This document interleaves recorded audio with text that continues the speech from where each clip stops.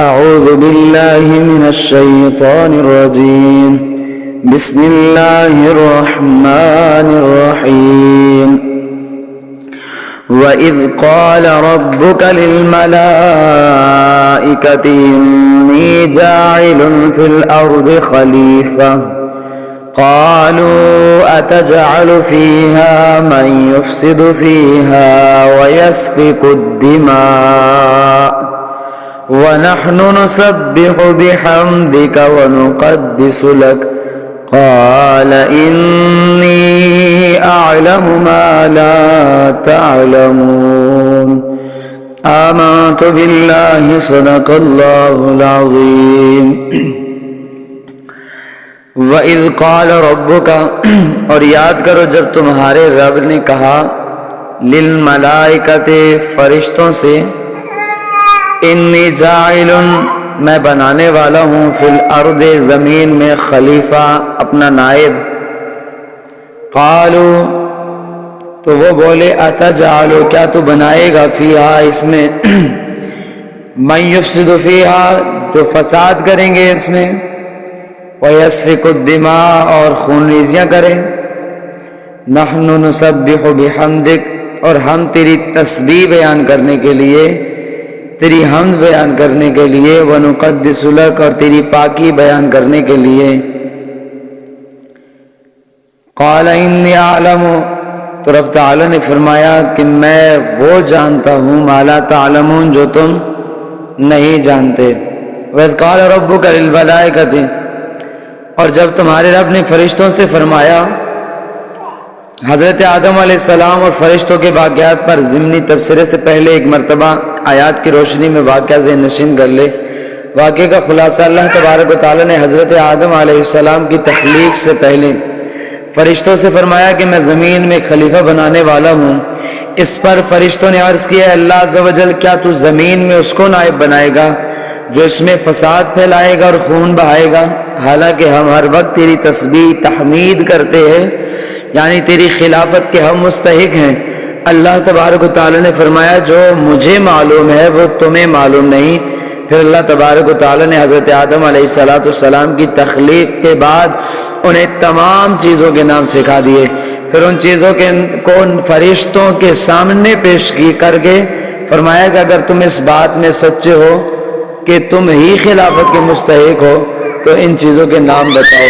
فرشتوں نے یہ سن کر عرض کیا اللہ عز و جل ہمیں تو صرف اتنا علم ہے جتنا تو نے ہمیں سکھا دیا، ساری علم و حکمت تو تیرے پاس ہے. پھر اللہ تبارک و تعالی نے حضرت آدم علیہ السلام سے فرمایا اے آدم تم انہیں ان تمام اشیاء کے نام بتا دو.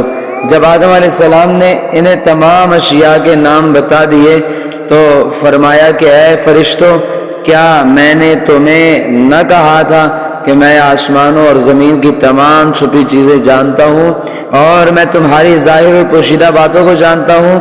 انی جاعل فی الارض خلیفہ میں زمین میں اپنا نائب بنانے والا ہوں.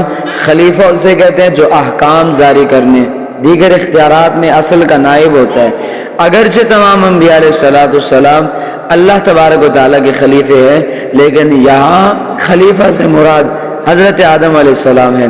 فرشتوں کو حضرت آدم علیہ السلام کی خلافت کی خبر اس لیے دی گئی کہ وہ ان کے خلیفہ بنائے جانے کی حکمت دریافت کرے اور ان پر خلیفہ کی عظمت اور شان ظاہر ہو کہ ان کو پیدائش سے پہلے ہی خلیفہ کا لقب عطا کر دیا گیا ہے اور آسمان والوں کو ان کی پیدائش کی بشارت دی گئی.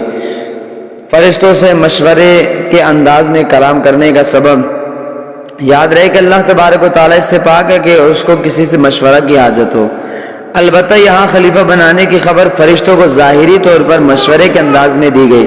اس سے اشارتاً معلوم ہوتا ہے کہ کوئی اہم کام کرنے سے پہلے اپنے ماتحت افراد سے مشورہ کر لیا جائے تاکہ اس کام سے متعلق ان کے ذہن میں کوئی خلش ہو تو اس کا ازالہ ہو جائے یا کوئی ایسی مفید رائے مل جائے جس سے وہ کام مزید بہتر انداز سے ہو جائے. اللہ تبارک و تعالیٰ نے اپنے حبیب صلی اللہ تعالی علیہ وآلہ وسلم کو بھی صحابہ کرام رضی اللہ تعالی عنہم سے مشورہ کرنے کا حکم دیا جیسے کہ سورہ آل عمران میں ارشاد باری تعالیٰ ہے وَشَاوِرْهُمْ فِي الْأَمْرِ کاموں میں ان سے مشورہ لیتے رہو اور انصار صحابہ کرام رضی اللہ عنہم کا وصف بیان کرتے ہوئے ارشاد فرمایا وَأَمْرُهُمْ شُورَى بَيْنَهُمْ، اور ان کا کام ان کے باہمی مشورے سے ہی ہوتا ہے۔ حضرت انس بن مالک رضی اللہ عنہ آپ سے روایت ہے کہ نبی کریم صلی اللہ علیہ وسلم نے ارشاد فرمایا جس نے استخارہ کیا وہ نامراد نہیں ہوگا، جس نے مشورہ کیا وہ نادم نہیں ہوگا، جس نے میانہ روی کی وہ کنگال نہیں ہوگا۔ اَتَجْعَلُ فِيهَا مَن يُفْسِدُ فِيهَا، کیا تو زمین میں اسے نائب بنائے گا جو اس میں فساد پھیلائے گا؟ تو اس کلام سے فرشتوں کا مقصد اعتراض کرنا نہ تھا بلکہ اس سے اپنے تعجب کا اظہار، خلیفہ بنانے کی حکمت دریافت کرنا تھا، اور انسانوں کی طرف فساد پھیلانے کی جو انہوں نے نسبت کی ہے تو اس فساد کا علم انہیں یا تو صراحت کے ساتھ اللہ تعالیٰ کی طرف سے دیا گیا تھا، یا انہوں نے لوح محفوظ سے پڑھا تھا، یا انہوں نے جنات پر قیاس کیا کیونکہ وہ زمین پر آباد تھے، وہاں فسادات کرتے تھے۔ فرشتے اللہ تبارک و تعالیٰ کی نوری مخلوق ہیں، گناہوں سے معصوم ہیں، اللہ تبارک و تعالیٰ کے معزز مکرم بندے ہیں، کھانے پینے مرد یا عورت ہونے سے پاک ہے۔ فرشتوں کے بارے میں مزید تفصیل جاننے کے لیے بہاری شریعت جلد نمبر 1 کے صفحہ نمبر 90 کا ملائکہ کا بیان کا مطالعہ فرمائے۔ انی عالم، بے شک میں زیادہ جانتا ہوں۔